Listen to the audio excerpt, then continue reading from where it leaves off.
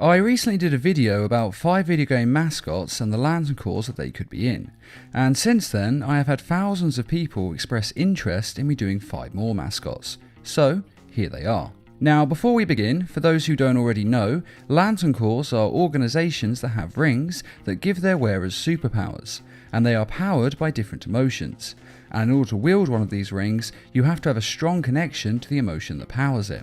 And these different lands and cores are love, fear, avarice, will, hope, compassion, and rage.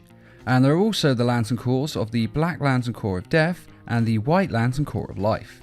And the newest lands and core of the ultraviolet light. Though no one knows exactly what emotion powers this particular lands and core, it is believed to be shame. And with that out of the way, let's get on with it. Raiden. Raiden is the protector of Earthrealm and the god of thunder. Now, being a god automatically means that he has an indomitable amount of willpower. All gods do after all. But I think a better lands and core for him is hope. After all, he never gives up no matter what happens, and he never loses faith in the Elder Gods.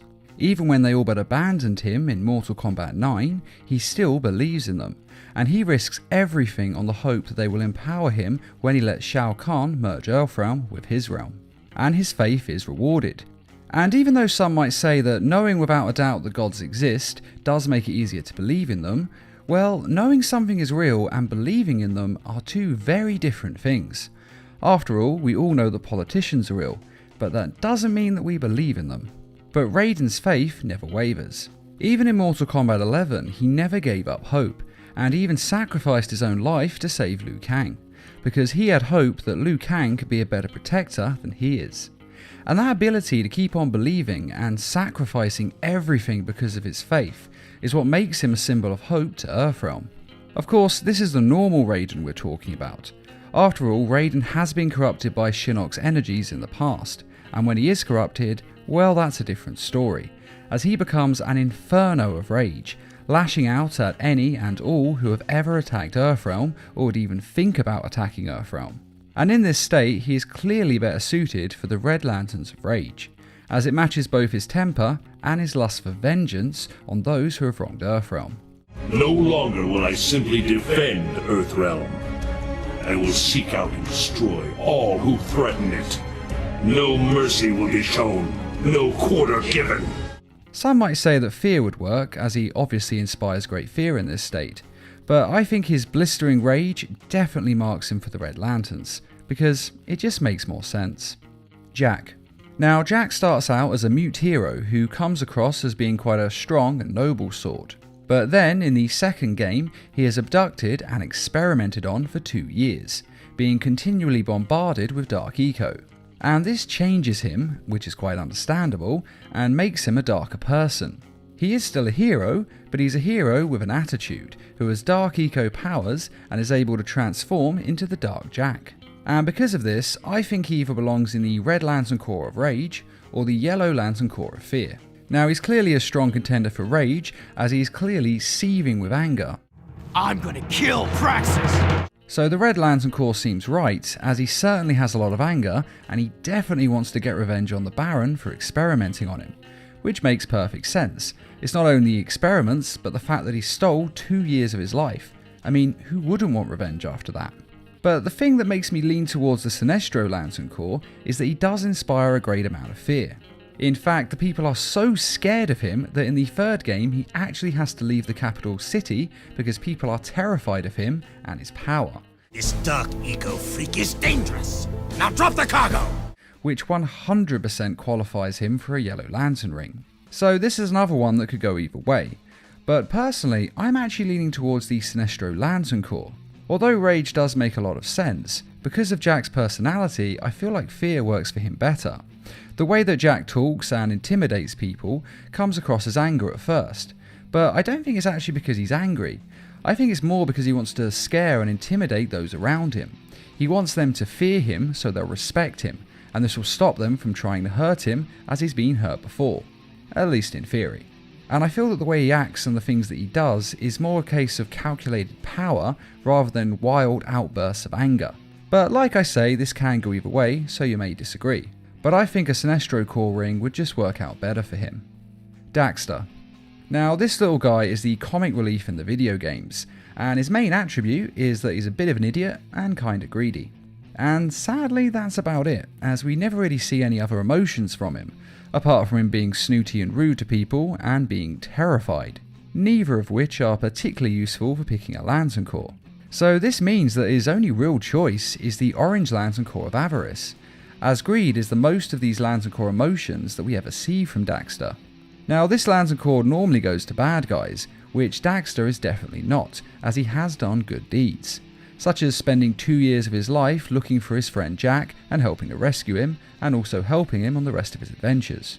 But even taking this into account, greed is his main quality, and although he may not be a bad guy, being greedy doesn't necessarily mean you are bad, it just means you're kinda greedy.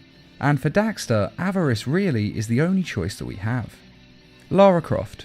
Now, Lara Croft has faced impossible odds, from crash landing on a hostile island to fighting immortals and thousands of cultists. She has fought overwhelming odds that would break a weaker person, even overcoming the loss of her parents from a young age. And all of this has only made her resolve stronger. Like a sword going through the fire of a forge, life has only tempered her, making her stronger and more willful. And that's why I think that the Green Lantern Core of Willpower is the one for her. Now, this is mainly because she seems to just have such good control over her emotions that she doesn't really embody any of the other Lantern Cores. Yes, she does scare others, though only really villains, as good guys don't really have anything to fear from her. And to a certain extent she does inspire hope, so those Lantern Cores did deserve some consideration. But even still, she doesn't really embody those emotions in the way that she embodies willpower, as Lara Croft is literally a walking, talking action heroine, who is made of a willpower that is as strong as steel. And while it does have to be mentioned that she has spent some of her life living in her father's shadow, and actually basing her own decisions on what she thinks her father would do, rather than what she wants to do, it does also need to be mentioned that she did eventually overcome this, and decide to live her life based on what she wanted, rather than what she thinks her deceased father would want. So again, her willpower has only become stronger, which only reinforces that the Green Lantern Core is the one for her. And really, I can't see any other choice other than this Lantern Core. She just belongs in the Emerald Core. Link. Now, I've had a lot of requests to go over Link's Lantern Core, and quite a lot of suggestions. Some people have suggested love due to his love for the princess, and the romance that he has had with the other Guardian. However, I don't feel that his love is strong enough for this. I mean, it's not really clear whether he's even in love with the princess, or if she just loves him. And unfortunately, the other Guardian is no longer alive, so no romance can really continue with them. But in either case, I think it's quite clear that love really isn't his strongest emotion. Yes, he does have a lot of love in his heart, I'm quite sure of that. But it's not his strongest, most overwhelming emotion, so he's not quite right for the Star Sapphire Lantern Core. Now, quite a lot of people have suggested willpower as well, which does make a lot of sense. Although, to be fair, pretty much everyone on this list could be considered for the Green Lantern Core. After all, you can't do the types of things that these heroes have done without having a great amount of willpower. But even still, it does make a lot of sense for Link. But I think there is another Lantern Core that better suits him, and that is of course, hope. After all, he is pretty much the embodiment of hope for the whole of Hyrule. He is the ultimate hero who has saved God alone knows how many people over the years. And by years, I mean centuries, since the real Link is actually an immortal hero's soul.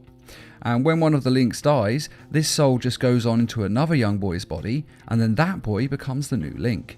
And this is actually a rather amazing story, and it's a legend like this that is exactly the type of thing that inspires hope in all the people of the land.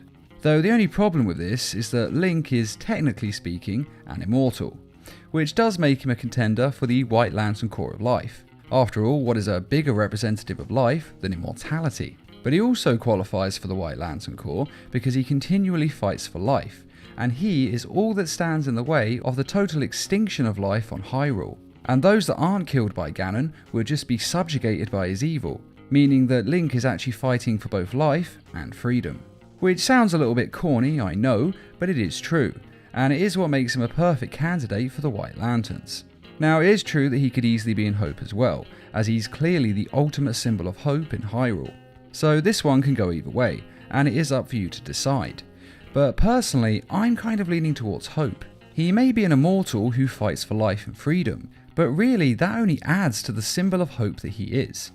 And it's even been said in Link's diary that the reason that he never talks is because he has so many eyes on him, and that he feels he must be a strong and silent role model for others to try and inspire them to do better, because him talking would lessen that. And this of course also implies that he knows what a symbol of hope he is, and that he has embraced it. But in truth, either one would work, life or hope. But really, I think hope makes more sense. And that is the 5 Lantern Corps of 5 more video game mascots. Do you agree with the Lantern Corps choices that I made, or would you have put these characters in different Lantern Corps? And what other characters from video games would you like to see in future videos? Be sure to let us know in the comments, and I'd like to say a quick thank you to those who made this video possible by donating to the Needle Mouse Productions page on Patreon. And as always, thanks for watching, and feel free to subscribe, share, like, and comment.